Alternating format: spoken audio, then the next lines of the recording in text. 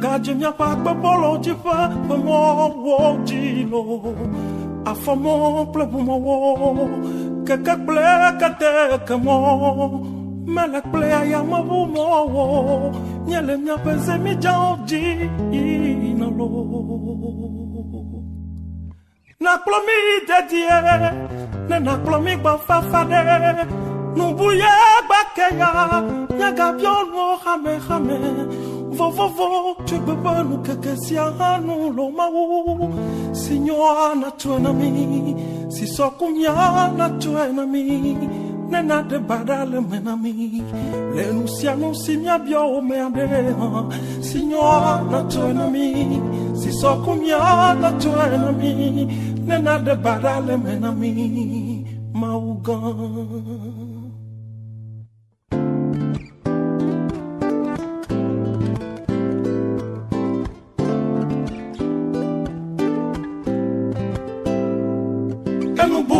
Che domi, niele clodila che domnao.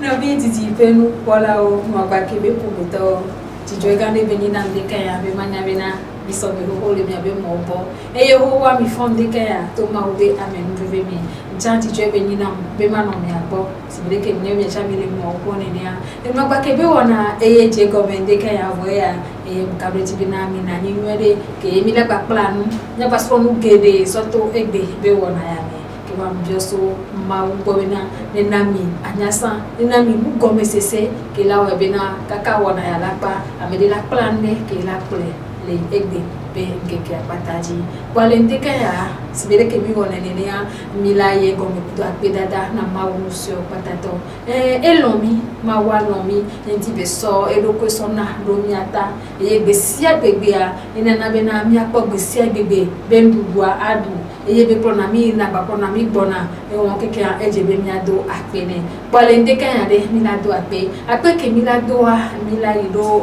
mi anovi Messi Shino e mi anovi ya be hagbe ya be tanya eleni SS Love ya e gome eleni ape dodo alo lonlon triako lonlon gan e ma uso na mia ye mi anovi ya le dele blom le kebe hami SS Love be hagbe ya mpena mi apata kele mi abe mo kwa mi anoba kebe pomito pata mbio SS Love be hagbe ya nani ya se hagbe ya ni mi trova.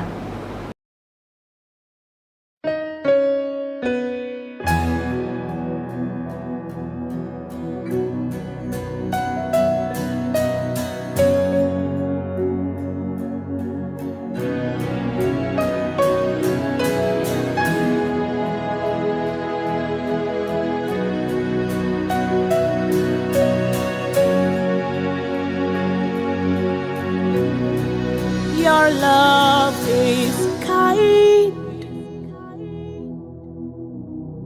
Your love is patient. You fill my heart with so much peace and joy. You're amazing. You make my life feel brand new. You're amazing. You make my life feel brand new. Jesus, you love me too much, oh, too much, oh, too much, oh, excess love, oh. Jesus, you love me too much, oh, too much, oh, too much, oh, excess love, oh. Jesus, you love me too much, oh, too much, oh, too much, oh, excess love, oh. Jesus, you love me too much, oh, too much, oh, too much, oh, excess love, oh.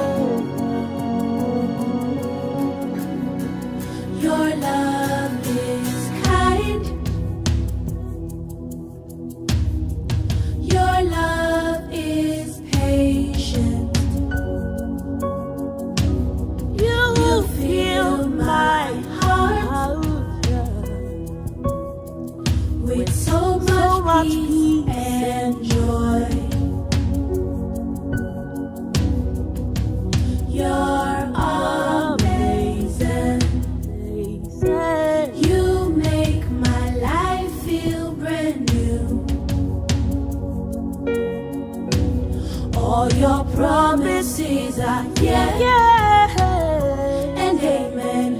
You're not a man, you never lie. Jesus, you love me too much, oh. Too much, oh. Too much, oh. Excess love, oh. Jesus, you love me too much, oh. Too much, oh. Too much, oh. Excess love, oh. Jesus, you love me too much, oh. Too much, oh. Too much, oh. Excess love, oh. Jesus, you love me too much, oh. Too much, oh, excess love.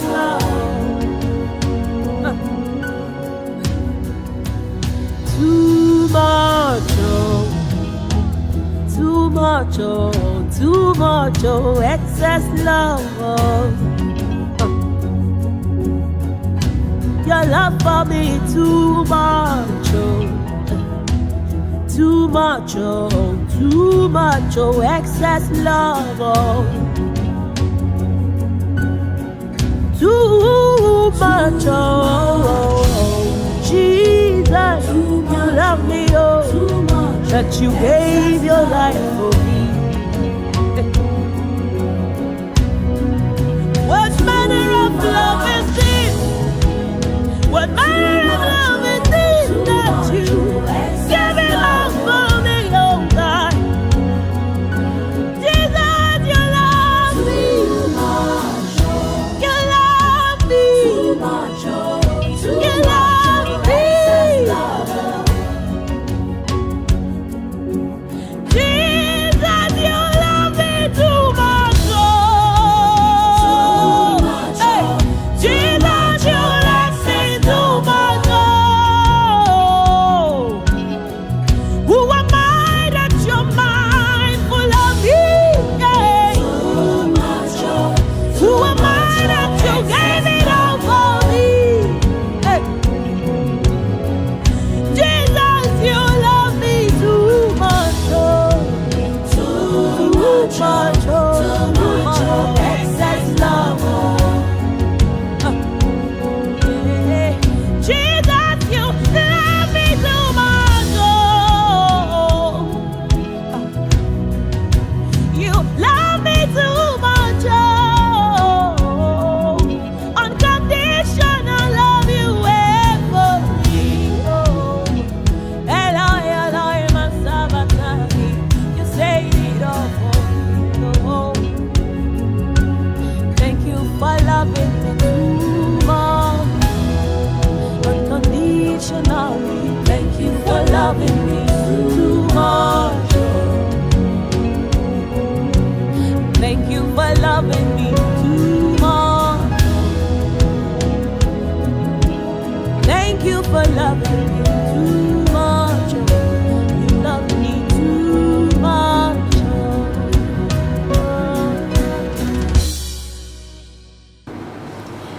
mi trop boba mi be ho amele tepe ya mi dakbena mi dada Messi Shino ro ebe hagbe mi ata SS love be hagbe encourage mi na edo chichwe na mi opata amese mi so ko ready la ho ya me amese mi hu ali me ready ya me ro to cha ya gba pe ro won ti be na o gbagbon ya de na ma o so pata to le de kan ya o to me be ape do ebe lo mo ke be ru na yo ta kwa encourage bi na ha to chichwe na mi obona baby pimpa na go funti bodo na ti de ore ke o ha mi ajole hagbe agbo kawaka be le mi agendo adam so e wo be ora me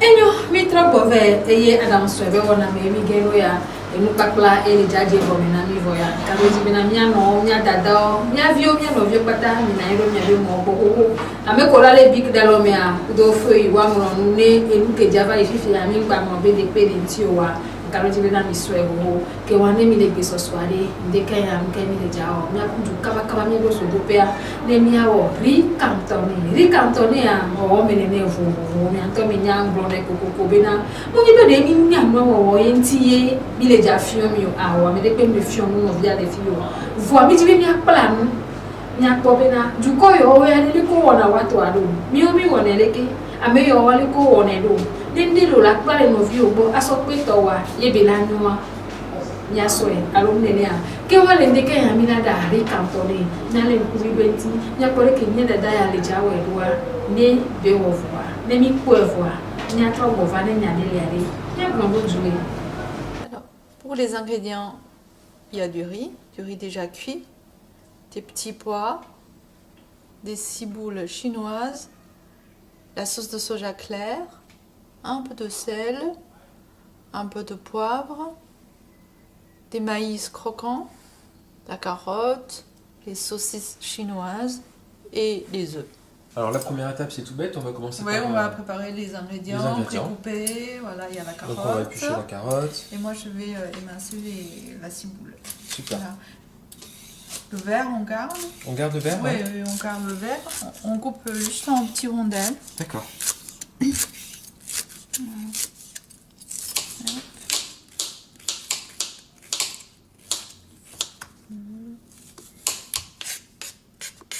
Donc on réserve les petits légumes. Oui, donc on va les oignons, enfin les ciboules Ouais. à côté.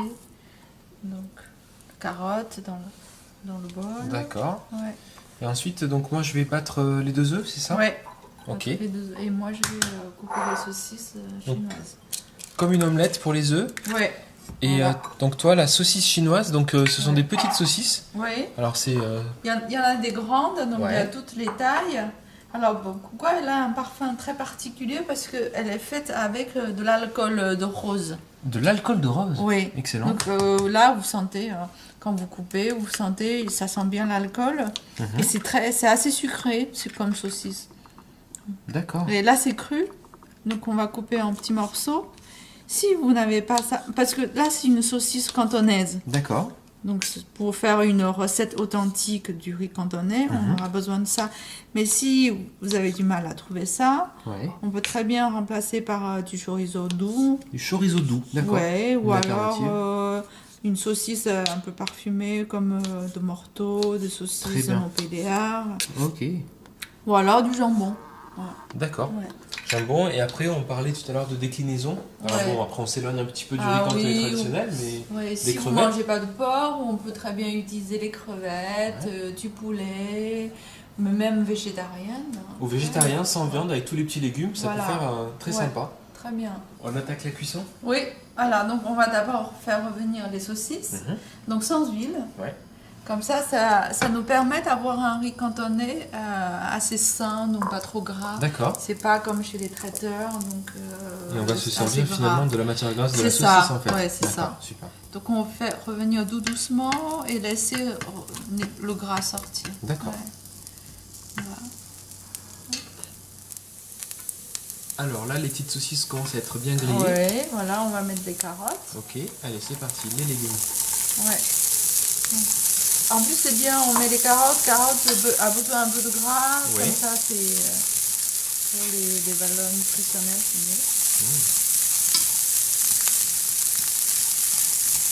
mieux. Et maintenant, on va mettre la sauce de soja claire.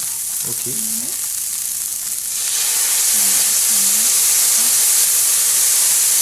Ok.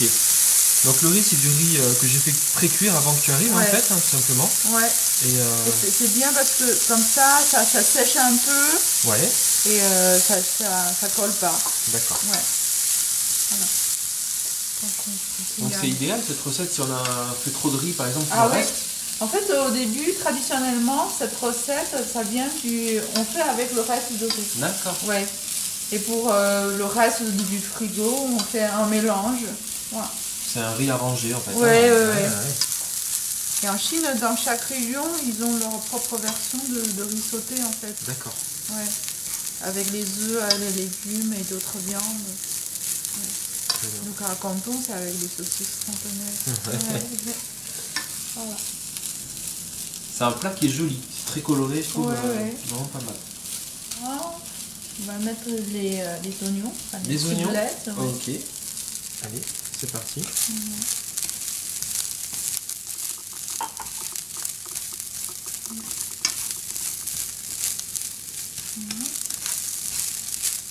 Donc c'est un plat, c'est pas du tout gras.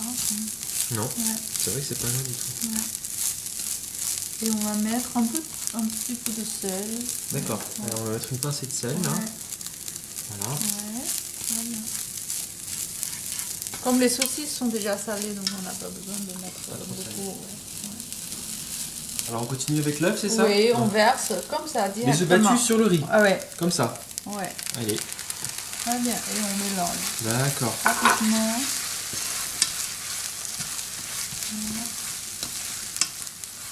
Et ça va redonner un petit coup de moelleux Oui. au riz. Et après il y hein. a un petit aspect Brillant. jaune, oui, Ouais. ça colore. Ouais. Ça c'est vraiment dans la recette du riz cantonais. Dans d'autres régions en Chine, on fait pas comme ça. On fait précuire les œufs comme une omelette. D'accord, Ouais. très cuit. Mais à Canton, on fait comme ça. Ouais, c'est Ouais. l'œuf commence à cuire. Ça va Ouais. être, ça sent bon. Ouais. C'est super. Et maintenant, on va rajouter des maïs et des petits pois. Ok. Allez, un peu plus de couleur à notre riz Ouais. cantonais. Voilà. Du maïs, des petits pois. Alors les petits pois surgelés, frais, ça va? Oui, Les deux surgelé, ça va très bien. Ça va très bien. Ouais. Ok. Voilà. Superbe. Donc voilà, c'est fini parce que les petits pois, ça demande presque Pas de- cuisson. Hein, ça, il faut garder le croquant. Et après, au dernier peu de moment, poivre, le éventuellement. poivre, voilà, Voilà, super. très bien. Et voilà, Ok. c'est prêt. Bon, ben excellent. Ouais. Bon, ben voilà, il semblerait que notre Ah riz oui. cantonais, Ça sent bon, ouais. ça sent super bon, Oui. est terminé. Excellent. Donc une bonne petite recette. Si vous avez un peu trop de riz cuit, par exemple, ça peut être une bonne occasion Oui. de le transformer en riz cantonais. Finir le reste. Exactement. Ouais. Margot, je te remercie. Je te remercie pour cette seconde recette de cuisine chinoise. Ça fait plaisir. Et c'est un plaisir de découvrir des cuisines du monde. Voilà, donc n'hésitez pas à faire un tour sur le blog de Margot, recettes d'une chinoise. Et quant à moi, je vous dis à très vite pour de prochaines recettes. Salut! Salut.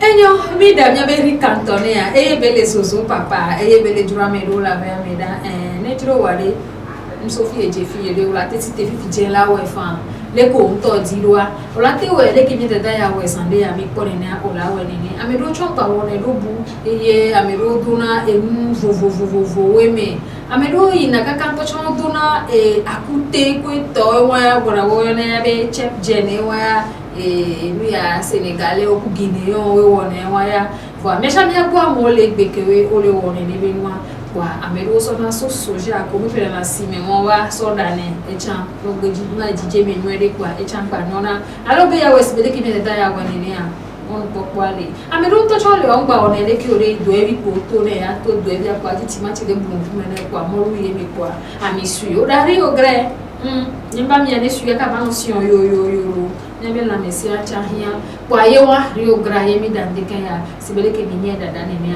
eye kwewa voa kare ba me de ka finile ya me ke la so pe to a ela na be na tamua bua alo honhon mea ela tofu alo no do e kwa do se mea ela no do de la pa tofu ne ko wona san e won bi ha do jore nya ba ho nti ko ke wa mi ajo le ri kantone ya di ne bia se hagbereka nya so no gboro be nya se vija be ha vija be ha be ya ebe tanya ni 3M mo mi se go me ebe ntoke ni madama ntoke ni maîtresse ntoke gbanyi nu kejo ngeni togo vita ngeni togo mademoiselle yewa ebe ni madame ni maîtresse gbanyi mademoiselle bamnya se mi da ya beha ne mi aso de lebe e haya nji mi na mi ale torenti to heto mi ale nkuvri 20 nwere mi se menyo ele bebe na nya emenyo ne mi aso plan mi se ha gani trova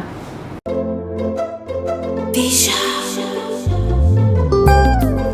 Kofa Musica Et soigner des cas si bébé néné Nous kenti olé Fondiment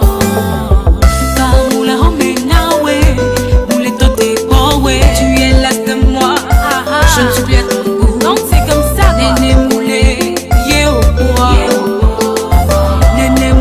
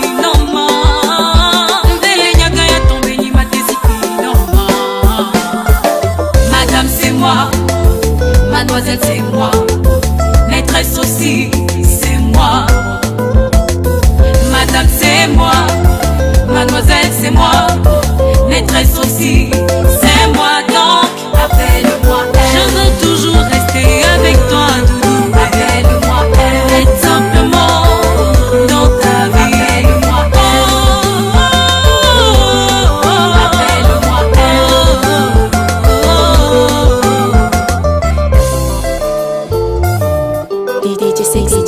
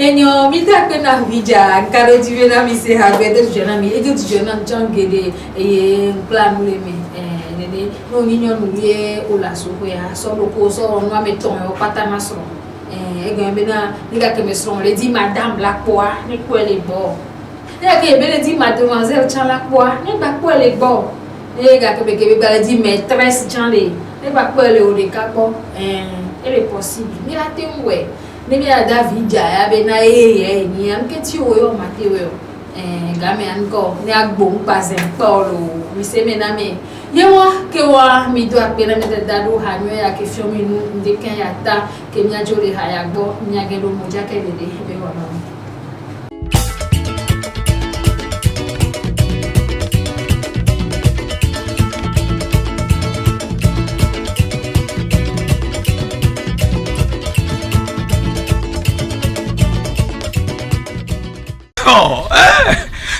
C'est aujourd'hui que je me rends compte que je suis intelligent. Voilà que j'ai donné mon argent au grand frère Québec pour garder. Aujourd'hui que je suis serré, je me vais chez lui et il va me donner l'argent. Attends, je vais l'appeler pour lui dire que j'arrive. C'est moi qui ai appelé la dernière fois. Je voulais vous rencontrer. Bon, le but c'est juste changer votre vie. Ok? Parce que vous voyez ici, c'est pas un cadre qui vous convient. J'ai envie de vous loger dans un quartier résidentiel, un quartier bien reposant, avec une voiture pour vos courses, puis un chauffeur bien sûr. À cela, je vais ajouter, pourquoi pas, l'ouverture d'un compte bancaire bien fourni. Ok? Vraiment, c'est juste pour ça que je suis venu. Oh, excusez-moi. Non, décrochez. Non, écoute. Mais on vous appelle, non? Non. Dans le cadre du savoir-vivre, quand on est en face d'une belle femme comme vous, on ne répond pas à un appel téléphonique. Ça peut attendre. Est-ce que vous voyez? Alors, donc... Aïe. Ah, il a coupé.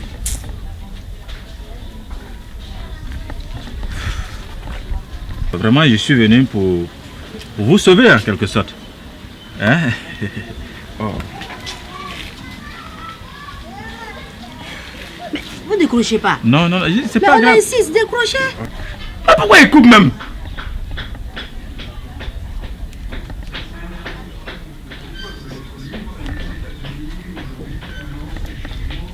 Vraiment... Bon. Oui, allô? Oui, c'est qui là? Oui, allô? Oui, grand frère Guévé. C'est pas mon père. Ah, quoi mon père? Oui. Voilà. Je viens chez toi comme ça. Bon, comme j'ai un petit problème là, donc je viens prendre un peu d'argent. Oui, là, c'est que je dois pour garder là. Oui, aujourd'hui je suis un peu serré quoi, donc je vais prendre un peu. Oui. Oh non, là, je ne suis pas à Abidjan, je suis en voyage. Hein? Tu n'es pas là? Oui, mais donc tu viens quand? Oui, pour l'argent là, non? Non, mais c'est pas possible. Je reviens dans un mois. Dans un mois? Ah! Oui, mais donc on fait comment? Dans un mois. Oui, je comprends, mais je ne suis pas là. Tu ne reviens pas maintenant là? Qui? Oui, mais donc on va faire comment? Je suis serré, j'ai besoin de ça aujourd'hui là même. Non, écoute, ouais, je te comprends. C'est pour l'argent là, oui, ça je comprends. Mais je suis désolé, je suis pas en place. Je reviens dans un mois. Oui. Bon, d'accord, ok, ouais. Bon, d'accord. Oh, j'ai besoin de cet argent là. Oh. C'est toujours comme ça. Bon. Eh, Donc, monsieur, oui. c'est bon. Ça va? Non, ça va, c'est bon. Vous n'êtes pas à Abidjan. Non, je suis à Abidjan ici. Non, c'est bon. Attends, c'est à moi qui ai fait mon nez comme ça là? D'accord, c'est bon. Une de perdue, 1000 de gagné. À moi, tu vas faire ça? C'est pour toi qui est grave. Je vais faire comment maintenant? Non,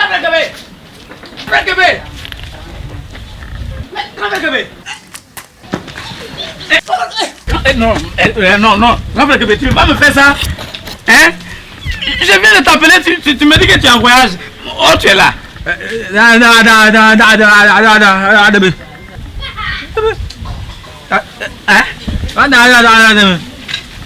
Attends, tu dis quoi même? J'ai dit, bon, l'argent que je te donne pour garder là, comme aujourd'hui je suis serré, donc il faut me donner un peu, je vais aller régler mon problème. C'est comme ça que je Attends, tu dis quoi même? Tout à l'heure quand on s'appelait là, tu parlais normalement, non? J'ai dit, regarde, mon argent là. Je n'aime pas ça. Je n'aime pas ça. C'est quoi même? Calmez-vous. Non, frère, calmez-vous. Il y a quoi? Qu'est-ce que c'est pas lui là. Il a fait quoi? Il garde mon argent. Maintenant, je suis venu, alors tu vas me donner un peu de mon argent là. Il est là, je comprends rien. Quel argent? Ton salaire? Quand on me paye là, mon argent là, je lui donne, il garde. Maintenant aujourd'hui j'ai un problème, je suis venu le voir, donne mon argent, il est là, Ah, mais est-ce que pour encaisser ton argent avec quelqu'un, tu as besoin de crier comme ça? C'est pas lui qui fait. C'est simple. Tu l'expliques, attends, regarde, c'est bien. Hein? Tu l'expliques simplement, il va te comprendre. On est dans un pays de dialogue. D'accord, il faut m'aider. Grand frère, lui là, il dit qu'il travaille.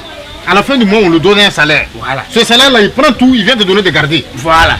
Chaque fin du mois, c'est comme ça. Il prend l'argent, son salaire, il vient te donner. Toi, prends, tu gardes. Faut pas manger.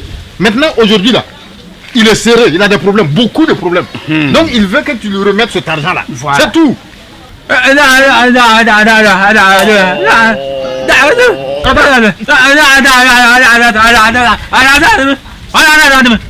C'est ça qui m'énerve là même. Et c'est comme ça, il parle d'habitude. Non. Moi, je connais ça. Tu sais ce qu'on va faire? Ça là, si j'étais à ta place à l'air là, je l'emmène à la police. Mais c'est ce que je vais faire, c'est tout. Alors, on va là. Allez, laisse-moi, je vais te taper. J'ai ton argent. Non, t'as vu, il parle. C'est quoi Il même? parle maintenant. Ce n'est plus d'Adbi. Moi, je savais même pas qu'il parle. C'est comme ça tu es. Bon, ok, mon ami, donne mon argent. Quel argent même? L'argent que je te donne pour garder là. C'est fini. Hein?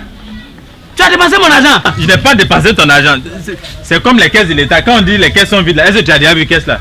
Attends, donc tu as bouffé mon argent là, Je n'ai pas bouffé ton argent est fini. Voilà, c'est ce qu'on parle là. Toi aussi, regarde quand même. Il y a des banques. Quand on est dans une banque, tu prends pour donner Moi-même là. Vide, et il part. Voilà, Moi-même, c'est dans la banque que je garde mon argent. Et puis tu m'as plaqué de te donner pour moi là.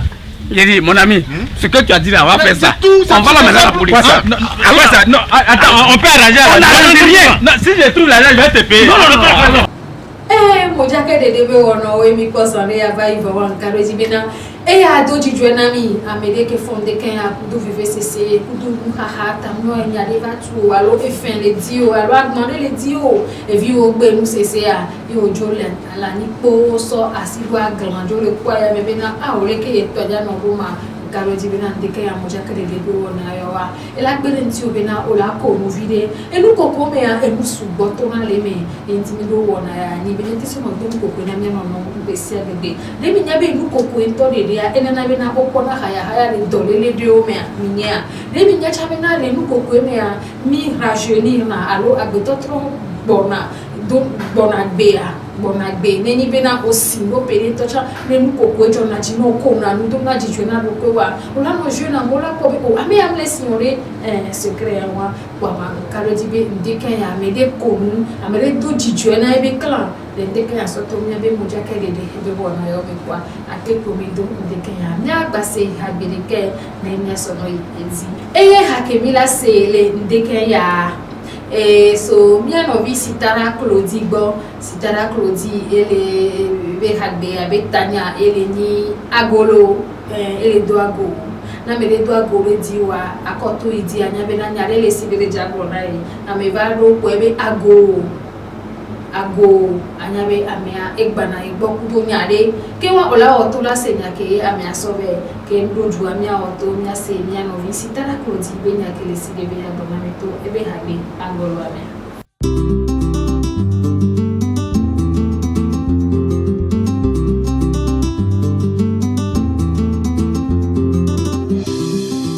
Time I was a child, oklona nambe, looking see enye mule sipia monene. And I was asking myself, looking see mule leke yeti ye, mule kona nyemeko.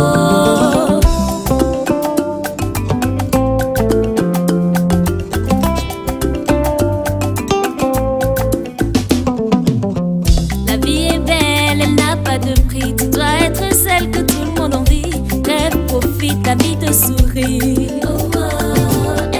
La vie est belle, elle n'a pas de prix. Tu es une reine, tout le monde te suit. Rêve, profite, sois sans souci. It's my story,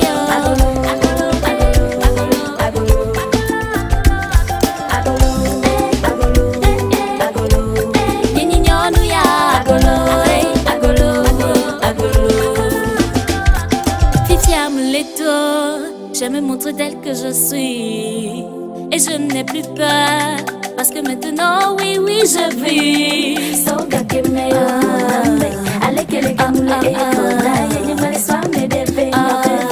Je me sens bien dans ma peau.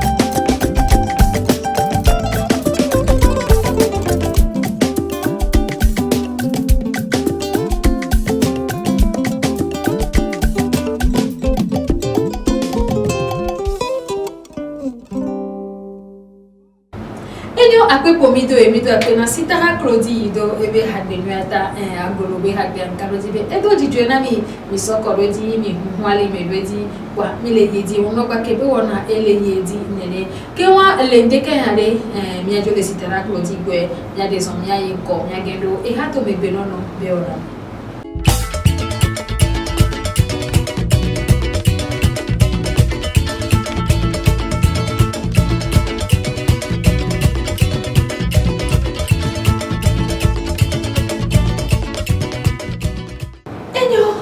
me beno no we wona me mi do fo e de ke ya DJ be bani na me na mi aba kase mo bi de mi agba popo so kure endunti o na be na enya so duta ena na be to me do na mi aro wa ke wa de ke ya mi de ko la pe ha ni ti a mi de ko ma va présenter avec des tirs il est pas tout ça que les bonnes les filles et mi connaît dit les mi ouais nenyo be wona mi et les bonnes les dekaya il y a fait les si de la bonne il y a fait les miasi assez mo fait les miati me dia kan dekaya ndibina mi ya waktu nwere mi ya nani mi ya cho me ro ya basi do me le mi asenya ke mi sova na mi dekaya voilà ni bena ya mati dia forma ni wa makana ta fitukule na me ko ba ga no so ke di mi le dia popuna mi dekaya so kure fiosedenti magasin et va dormir avec joie maintenant mi fifi et les kebe magasin odo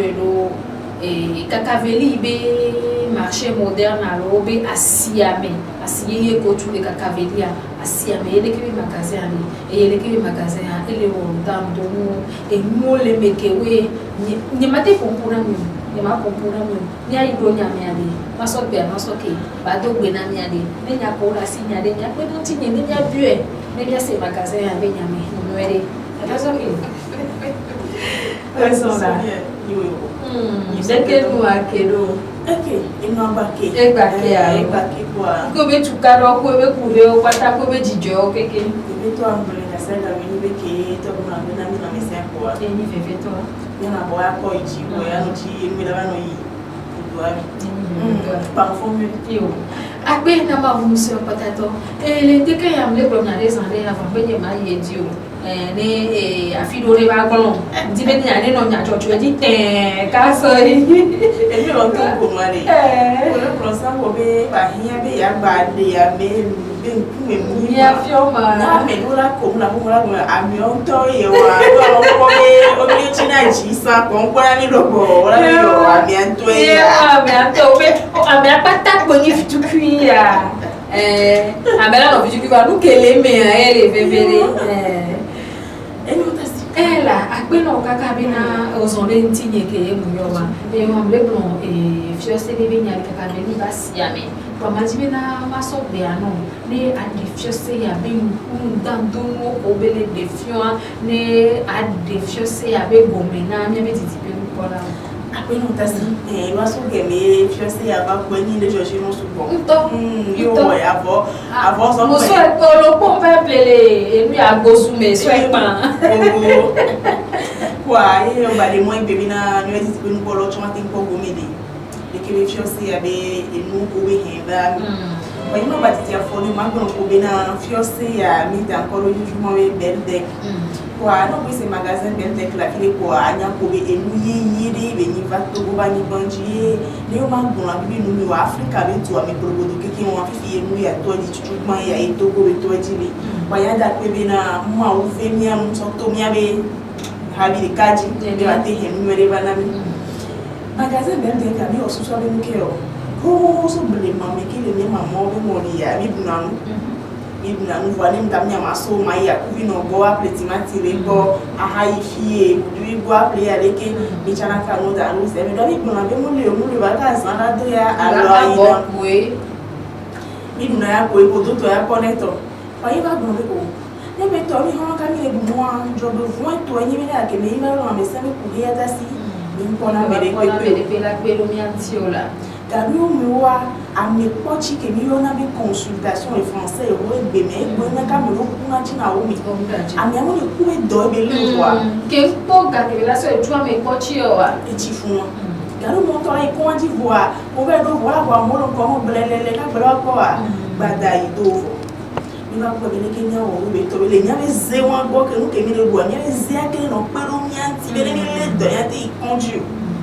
nyame zeno pelo mianti nyame ko ka faminte isukura kanu ile ntiwa ezeke mi dezebe ke kwami na zene pelo mianti ni batwa otuturo so munene ezene pelo mianti ka base ke le mianti ba tinko bako buwa nyame zeze me achane nyo imba bo susu roju ila ela nyo be sibeke imbe na fiose me ple na mpoa ila ba fiose me ila ple nu et au qui trop ça n'est pas la bonne on ça le fiancé au me la tima pour le fond de nous que bien en gros dia pour le bois de mais ça fa et au qui aux ans les cas de cacha la tima pour au qui ni dorme toi la tima pour le corps on ça la au tri à la vo que mieux avec ravitaillement Vous pouvez appeler nous, il y a un magasin à Osmé qui est mis une fiancée qui comprend avec un carnet de fidélité. Alors, il y a nous les filles. Nous avons un magasin avec carnet de fidélité. Après, la promotion. Où on a des personnes, mais on dit qu'un meilleur. Les bétons, on peut nous courir, mais ce n'est pas dit à nous. Il y a des cliniques partenaires à Goa, à méthode conjuguée. Nous, c'est à nous sauver. Muni hai boy to ya ko ya na nya titi me de ka sala do santo va ko la je ti o iwa me ba so me ba ja je fun ela de wa e won ya jo ni le be no gbele ka na bon fa me ame a be de ba me vai e ya e lo que ko na privilège ye won mon population bo la a moté na ido rande lo bo faut représenter 4 mois fiancé wa be de ka be trop passeport na mi ye won je dis puis le yo Oba lo wa a me portia ke mi da tuli le ke clinique ya me ma ba wele mi asi do ko ene ha mi sende bon ya da lo to me ke projet social ya a me portia bi de kanima no gade pepe gami ka de fidélité on a pere kana ni gani sans do mecha mi se na ndio bona ta si bena me ma me gami ma wa docteur la sini mon docteur yo connais la longue de béni alors gâteau pour la théorie de béni je sais aller pour mi anti e bien chama igo ma bombe do kitani do ni santo ni sanga we ve chama mo popo le bino ko kane akwa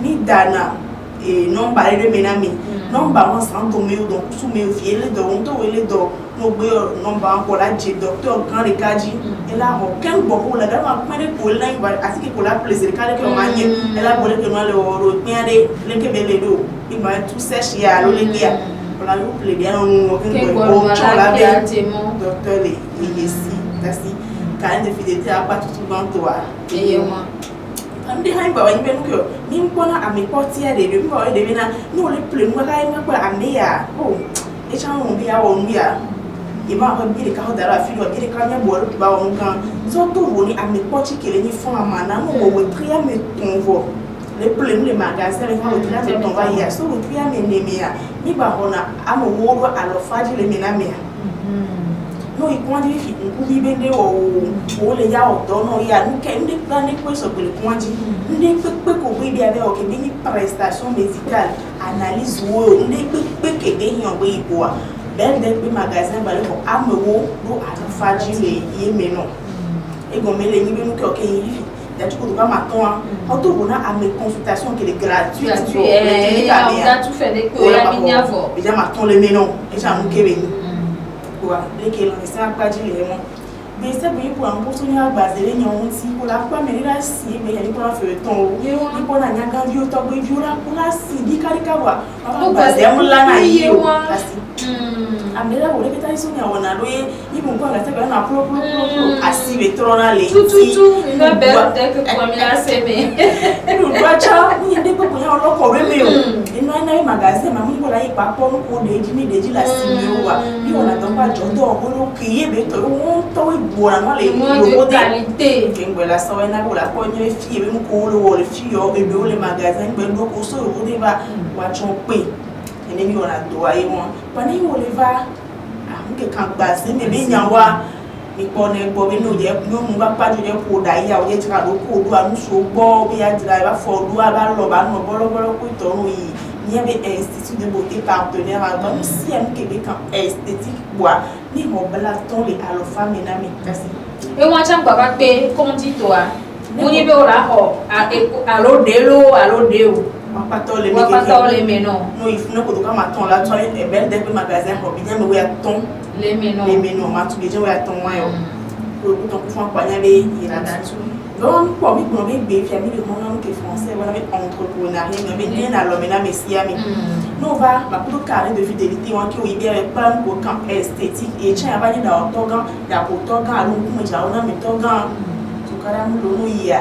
Belle bête balé ho amu ya tombe alors fadi no le tutu ga et nous que va plaidoyer makao que va plaidoyer pour les nam bobo et pour les nam bobo nous ba vont tutu go nya de sangai Et mi quoi mi l'autre pour toi joto auto là dans ça mon là tu vas appeler ma télé ça jo mi l'autre pas joto a joto a mi moi boasso quand elle a pas le canami les filles Nigeria les font ibo les bien dommer les filles avant Bobby how are you parler mon connaît quand la ba jo le bo là même les ça on voit et gajo le bo moi et pour la con le déjà ni pour la nia et les bébés si vrai que mia no le pro nene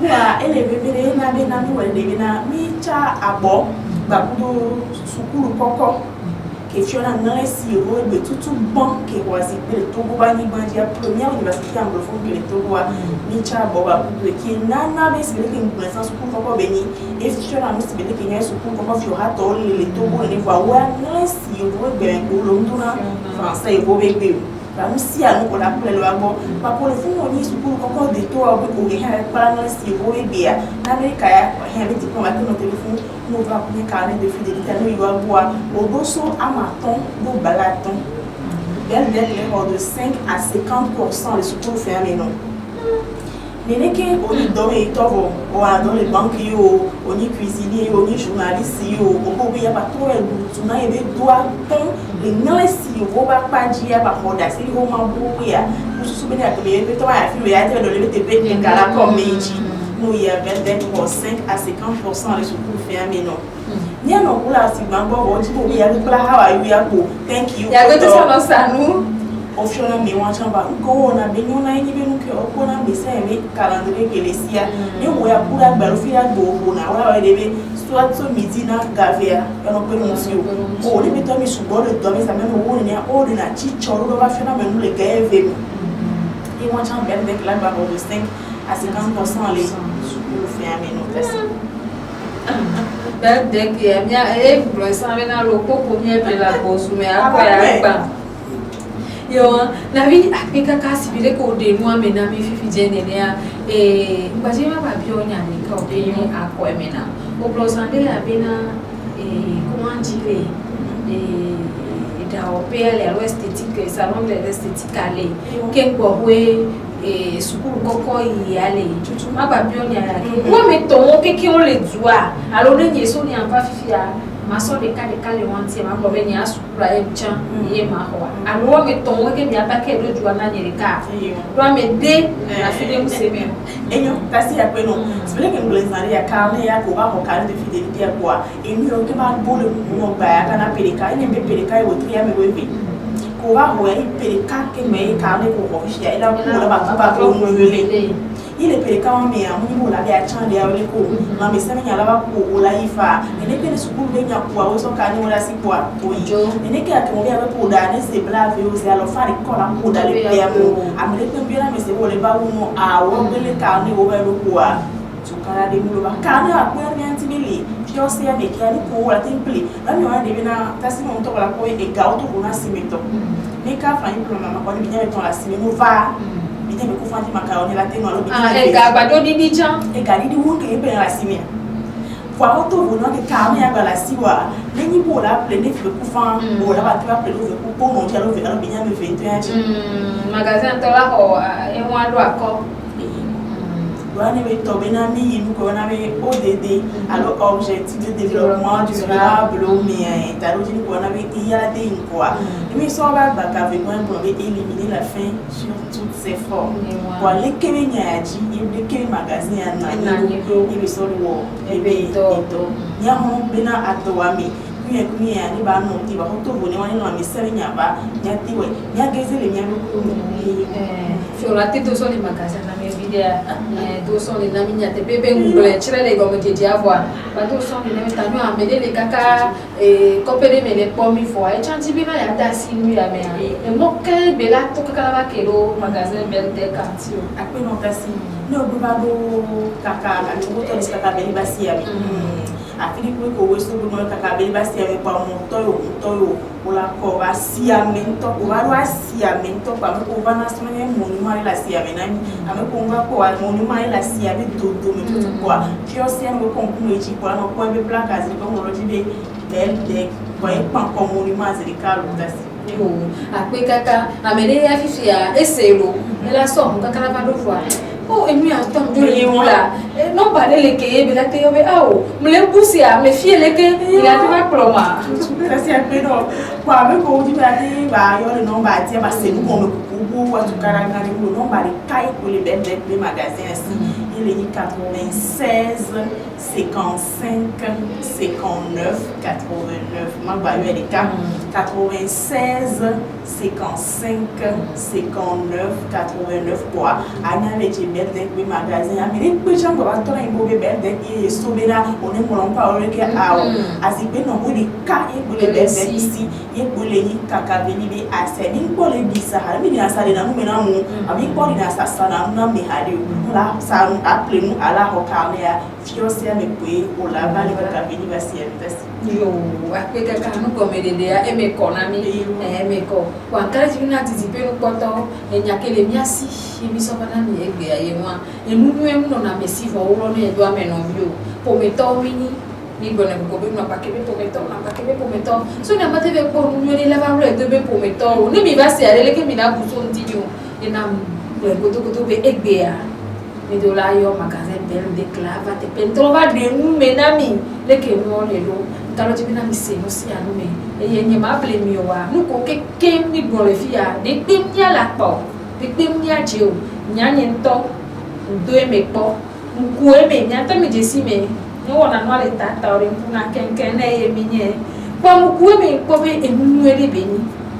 e la don mi ati bina adowa me la didi poto le mia be ani banti e ye ao alo amela ku doan po ga kebe la so be po me pochi alo consultation le conduit wa amoku nene un po ga ko la so yo consultation wala vitamine amoku ngole ko ta paracetamol ko mo le alo un vide quoi ame wana kan voix et pour que tio mo po consultation tio pa mo no po ya va sounya si ek bebe na le mia pudu kaba le mia va jesi magasin ya ko le glo magasin belle de que ale kaka veli basi ame no gbedo asi ame sipere ke na fi blessane ya kwa no ko mu ma pere to do ame pa kon ku eti ko la po mu le kan de gbaja magasin belle de mo so la do fún wa ni mi do magasin ame a efem to mo ko fi dem le mia si ke mi te do magasin ame so va fi mi o wa gamele mi pa fo plus de ko yen to so do ko en di bena ma yi magasin ma filmer nous si am ke le fún wa le be émission ko pa na mi la ko mi akpo mi na toto e mi me vivi yo wa mi na be na mi apata nia a jemon na le kebe no nya timone ne nia vole nia be ape keke o mi no na vi de ku en relation côté abona me de que tamno wa amle po émission à son de ko e ba do wa me de ka o nu ke le jo o le pa vraiment e wa o le pa vraiment ben ko lo e no ba kebe ku mi to be na ga me su ya sibele ke ta su nya be ya vinyan mo do sebe ma mo ndi jo be na ya me ku do e be ko mi to kwa do ko nya ma bi o su nya se nya tite nya ba ka be li ba si ame nya to nya son ku ba ko ngora gbon na mi mi la ko le ti ku ko mo a chen ba no to ba ba lo le ge o la bi ha le no an to le ba bi na go me se kwa do ko nya mo le pe mi a file ko ke mi la amole dom so fo gan lo mi wona ka bi ta ma so na ku to la so yi na mi amole dom so fo gan amole dom so pa ni me amole dom so che mi we jo ame to tutu bo do ko mi a de bla ni mi an to yi ba ko ngbe ho mi be ka ni a fo ko to anticipation dokita la te ba le fun o te o de ku ya même ko agboa e hunami a do ko mi on to ya ti kwa azon we mi le yo e wa be honami fo do ko ya ti ba ta ya lo be le lutasi yo apegaka alors si bele ke na fi blessande na mede les didipe alors les kaka on les tivier on les kaka et agbelu moyen c'est le fula ba et on a e be ma blon on la agbelu moyen on les blita on les sokote on les kaka fi ke mi les pomme les poye o dibe ya pole ke be no avoir mon koko so asi obena ali diva kaba na va kaka veli basi ya mewa milateyo et nomba Nyabeno ba 92 43 12 06 ne mi gen je tata so mi adi ba mi ato ne be 1 mi le di be mi a o e abonnement le bel de quoi kaba e ya mu sufi e je fi o fifi je an mi la po trèfo mi na cha mo di mi la ho mi abenu ye won ko ma gbon be e won chan e le possible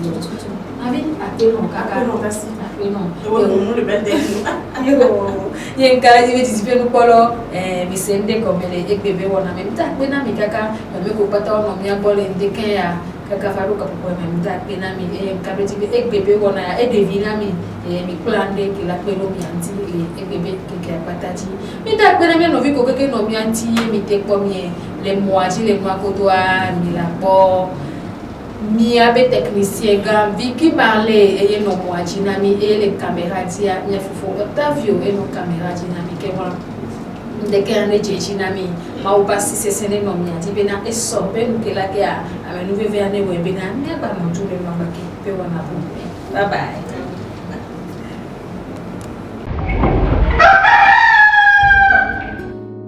no buye ba ke ya nya gaje nya pa gbo bolo ji fa mo wo ji lo afomo ple mo wo ke ple ka te ke mo Malak play ya mabumo nyele nyapeze mi janji inalo na plomi dedie na plomi ba fafade no buye bakeya nyaga biono hame vo tu bebe no kekesia no lo mau signora na tuena mi si so kunya na tuena mi Nena de badale menami Le nusiano si mi abbio merde Signora na tuenami Si so kumia na tuenami Nena de badale menami Mauga